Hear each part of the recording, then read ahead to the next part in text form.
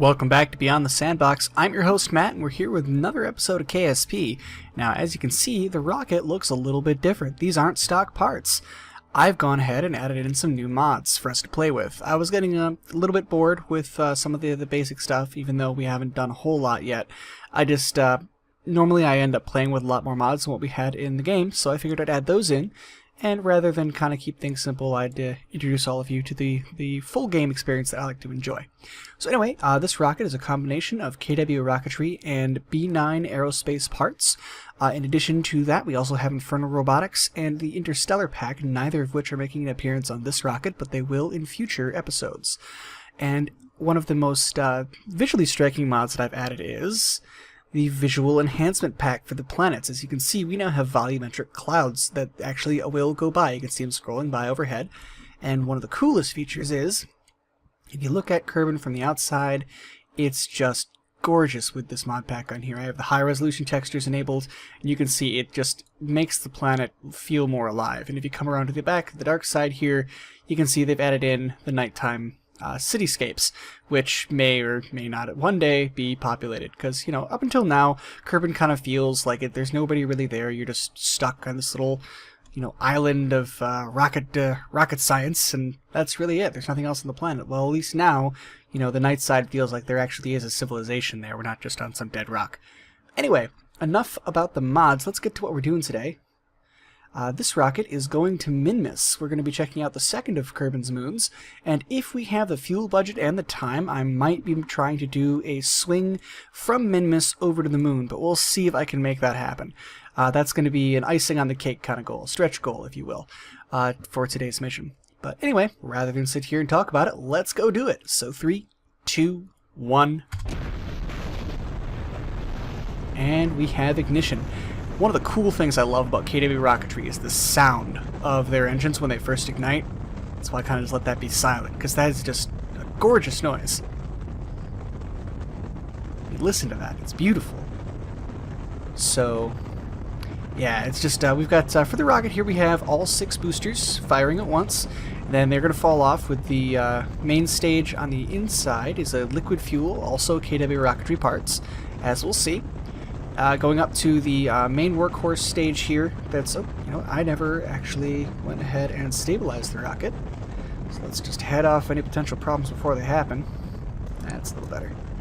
Anyway, as I was saying, the rocket is entirely KW parts, I believe. I don't think I have any B9 parts on here. Or I might. There might be some battery packs that are, as you'll see. I've got actually a whole redesigned science capsule in there that you'll get to see once we make orbit. So we got about 160 meters per second, 5,000 meters, and a little bit less than a fourth left of our fuel. We're doing pretty good. This rocket's got more than enough Delta V to do its mission, but I like to play it safe. I'm not one of those people who brings it down to about 200 and then just you know, sees how we do. You know, I can't be that precise, so we're just gonna have to go with the big guns there and not worry about being efficient. So I'm just going to let this go all the way up until these boosters run out. The reason for that is I don't want to make my turn and have the boosters cut out and have to do a stage separation while the rocket is pitching over. That's a recipe for crashing into your parts and having all sorts of fun explosions. So we separate, do the next engine stage, and then I'm going to pitch on over to about 45 degrees. Let's face it, we've seen this a couple times now. You know, it's nothing all that special, even though the rocket's kind of new. The actual ascent is pretty much the standard descent that I'm going to be flying, so I might do some time acceleration and just, you know, meet up with you again when we actually make orbit. Alright, we're in orbit, so now it's time to unveil the new science capsule. If I have my staging right here, I won't knock off the main engine here and actually blow off the outer covers. So let's see what's inside. Alright, here we have our brand new redesigned capsule. You can see I've got the Science Juniors still there on the bottom with the 4 mystery goo containers around the edges with the new, I think this is B9. I think it's B9 that adds, or no, there's a KW in there, so they're from KW Rocketry. These are brand new battery packs, each carrying 300 power apiece. You have my flight engineer, and I also have some backup parachutes on there as well. So even if the top parachute here is damaged, we have backups, or vice versa. So more parachutes are good things, landing is fun. And also, I realized I forgot to tell you guys about one of the coolest mods I've added. Adds a layer difficulty to the game. I added in Deadly Reentry. That means we're going to have reentry heating on our way back down to Kerbal. So on here I also have a heat shield. As you can see, it's got temperature readouts on just about everything now. So let's see if I can get back to there. You see it's got the ablative shield, so it's got about 250. That's more than enough. And the actual capsule comes with it, but of course that doesn't protect all the rest of the parts, and I want all this science to get back down to the ground. So let's get about plotting our course to Minmus here. Now luckily the angle it's got to be at is roughly the same to Minmus, so it's about 45 degrees, but you'll see it's on a inclination, which is going to make this a little different. Rather than doing just one transfer over, we're more than likely going to have to correct our course halfway there to try and go ahead and get an actual intercept. So let's just bring this out here like so. Oh, way too fast. Alright. That looks just about enough. What am I in? Oh, hey, it looks like I'm getting an intercept of the moon. That's neat. Alright, so you can see I'm high enough and far enough, but I'm not on the plane that Minmus is going to be on. So we want to burn right about here. And you can do it just about anywhere, but really it doesn't matter so much, and this is not going to work. Alright, just need to adjust this a little bit. Bear with me, guys, here. This is not exactly the quickest thing in the world. But, now I found there's a trick to it. If you pull down just a little bit, I kind of have to play with the speed, or how far out. There we go. Now we've got it. So I had to play with the actual prograde and retrograde as well as the inclination in order to get the actual encounter. So we're going to be coming up on the top here, provided this all works out all right. So let's leave that. We got 2 maneuver nodes here. One is set for the next 5 minutes with a 43-second burn. We've got 900 meters per second to go. Just about that. We're going to be having about 100, 200 meters per second budget once we're out there. Should be enough to get back home. So I'm not too worried. Let's go back to this view because it's so nice looking now with the planet back there. I can't get over how awesome just adding those clouds makes everything else look so much better. You know, I'll stop gushing over the mods and actually play the game. At some point, I gotta look at getting the screenshot for this video too. I'm not sure. I can't decide what I want to do. I probably should take one up by Minmus, but the clouds are so pretty.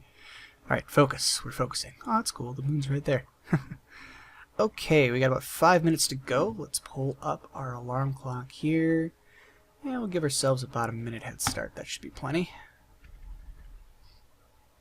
So we're just going to time warp here around the planet to the dark side. Why are all our burns end up being on the dark side? I try hard to make that not happen, but it seems like it always does. Oh well.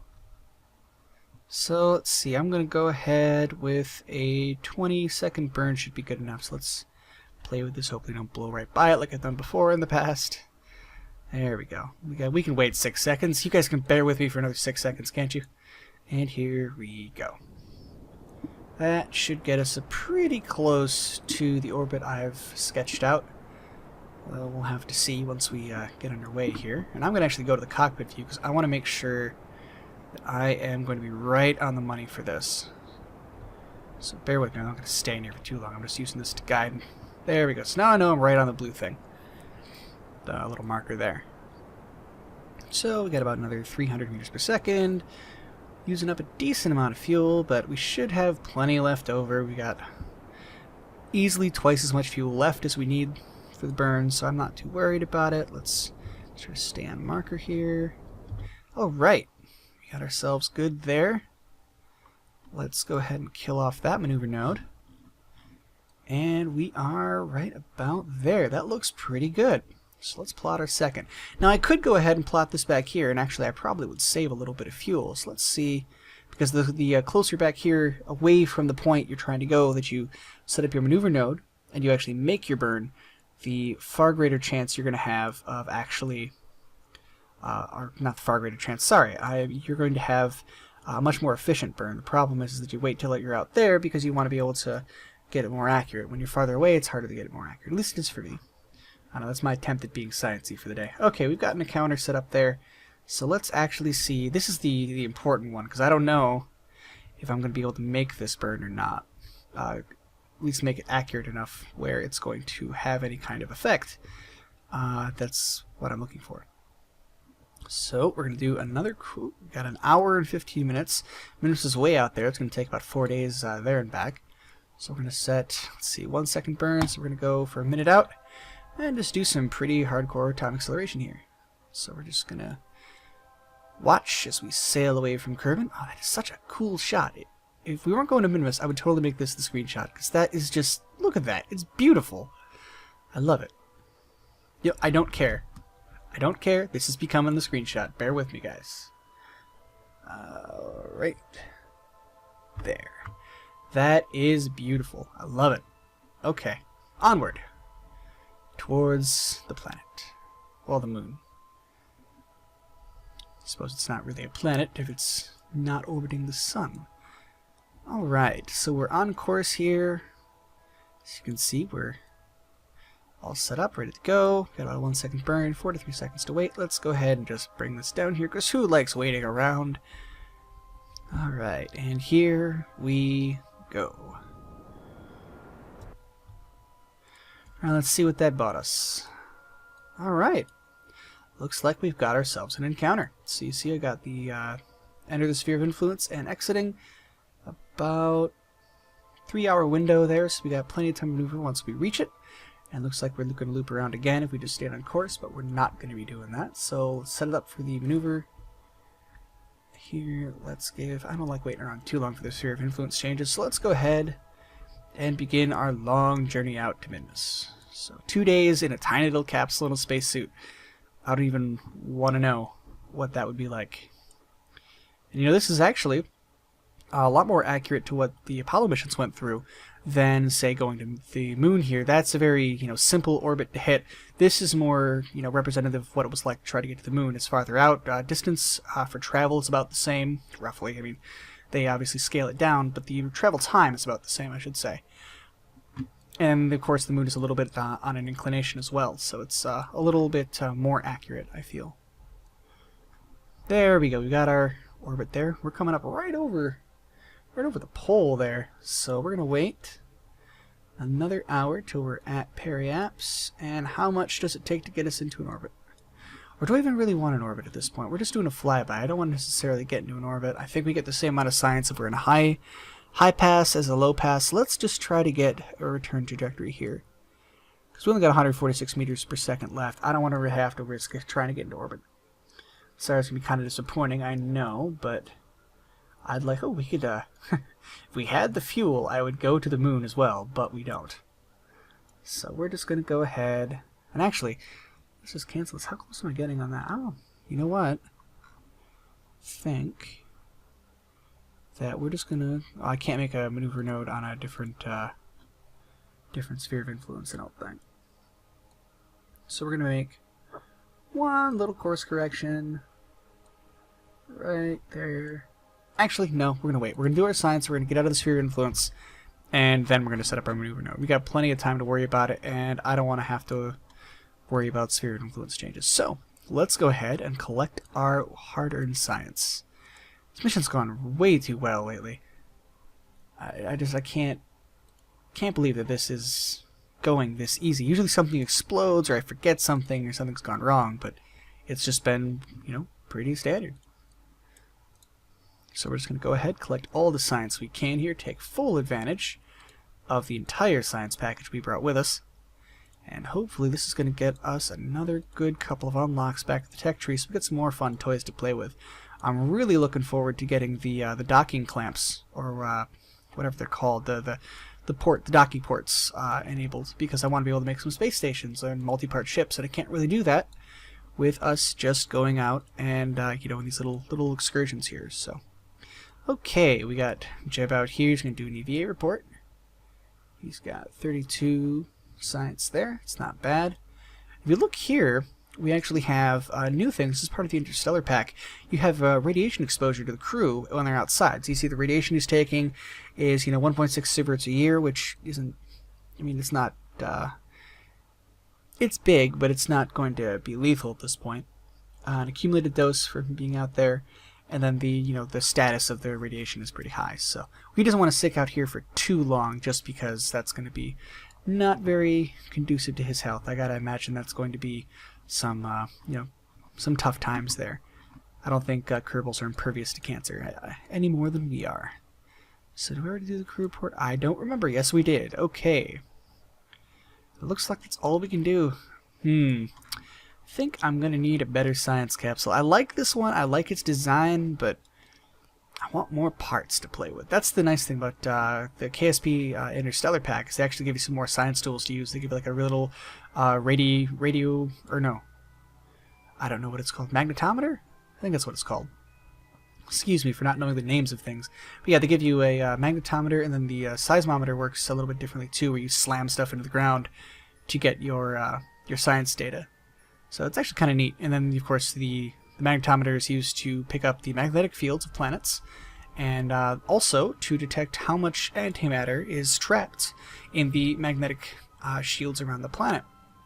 And that is important because the end goal of the interstellar pack is warp drive, and to power your warp drive you need exotic matter, which is really only able to be generated, at least efficiently, with a antimatter reactor. So in order to have warp drive, you've got to have antimatter. So that magnetometer becomes very important later on in the game. Okay, so we are falling towards the planet. Let's just check out what our orbit is here. Periaps. So we don't even need to set up a maneuver node for this. I think I'm just going to go ahead and point us in the direction of our retrograde here. Get us just roughly pointed there. Get just a whisper of thrust and watch this climb down. We're going to get this down to about 28,000. And the reason for that will be obvious here in a moment. Okay, 24, 28, close enough. The reason for this is with deadly reentry, you've got to worry about your reentry angle. If it's too steep, you'll burn up and hit the lower atmosphere at 1,500 meters per second, and just there's no heat shield will save you. And if you go too light or too far out, you won't really, obviously you'll just kind of slow down, but not actually enter the atmosphere. So you want to kind of play this as close to that 25, 28, 30,000 meters as you can for your upper part. That should be enough, at least on Kerbal, to get you back into the deep enough into the atmosphere that you're going to slow down and stop, but not so deep that you burn up. Okay, so we're going to go ahead and say goodbye to our engine here. It has served us very well. Maybe. Okay, why do I... There we go. I was still in time warp a little bit.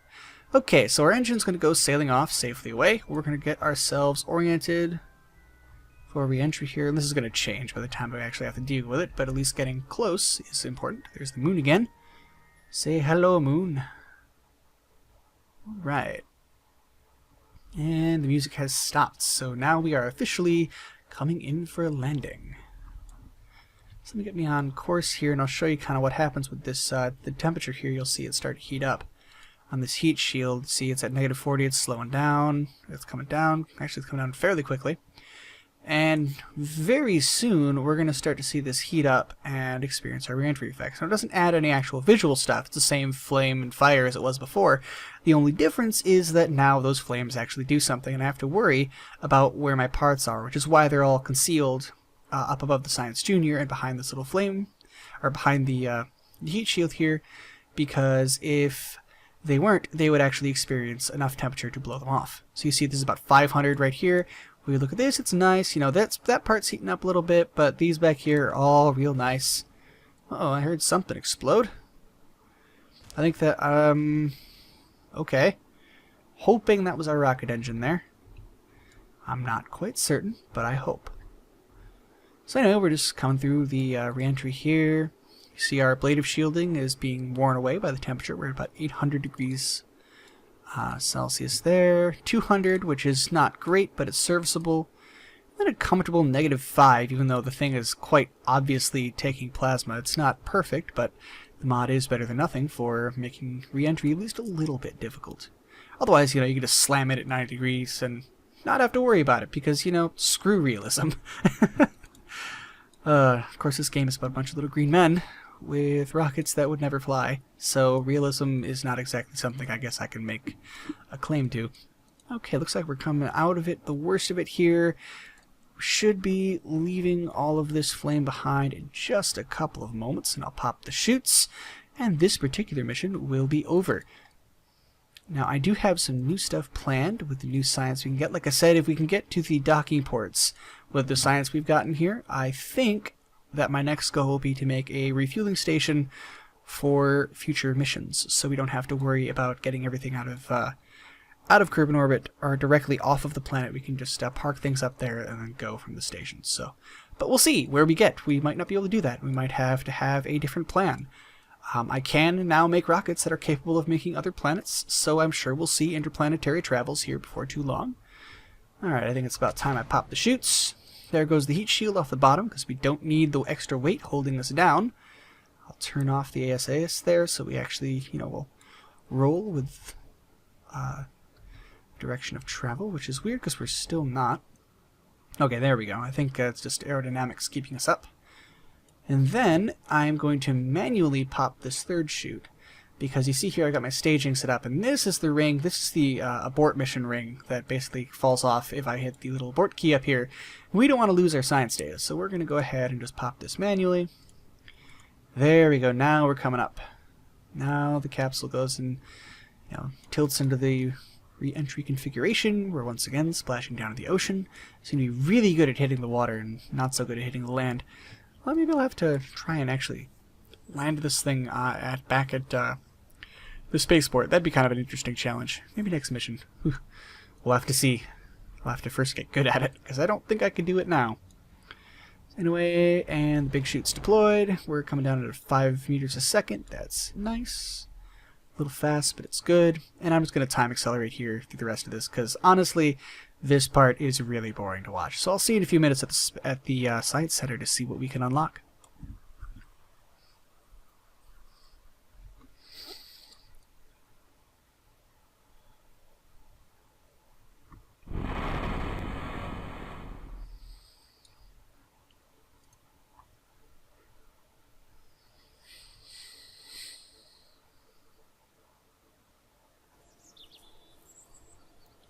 Okay, we have a grand total of 218 science for a total of all the science we have collected, 285. Let's see what we can unlock with that. So we have more engine parts, don't need those. We have anything good here. Oh, I also forgot we have the Kerbal attachment system. I don't know if I've mentioned that before.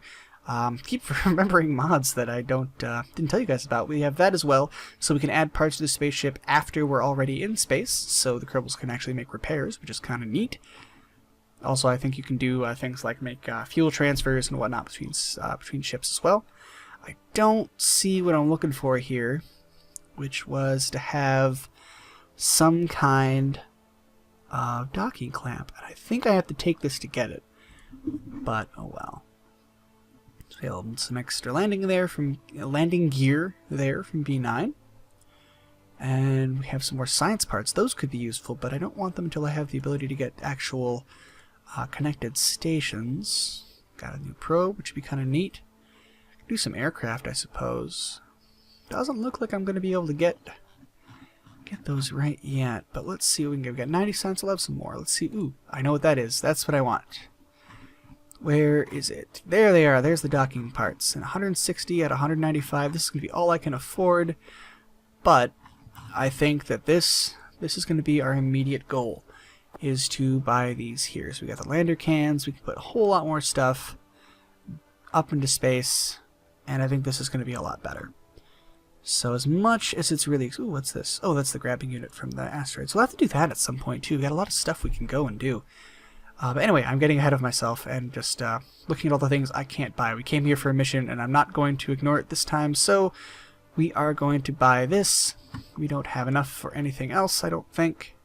I think anything else costs less than 30, so that's all we can get for today. But we have the ability to make space stations, so stay tuned, and we will have the first space station of this series going into orbit. Anyway, as usual, if you liked this video, go ahead, leave a comment at the bottom, subscribe to the channel if you feel so inclined, and we'll see you next time with more Kerbal awesomeness. Thanks for watching.